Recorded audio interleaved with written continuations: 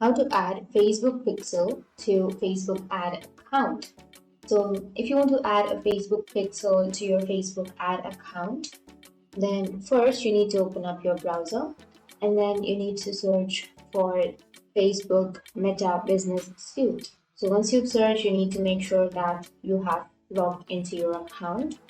Once you're here under the Meta Business Suite, you need to simply go for the settings, which is here on the bottom left, or you need to simply go for the search.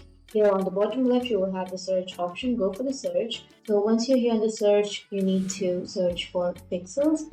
And once you've searched for pixels, you need to click on the pixels and it will take you to the pixels. So once you have the pixels, now you need to simply add your pixel. So if you want to add, you need to go for view data sets.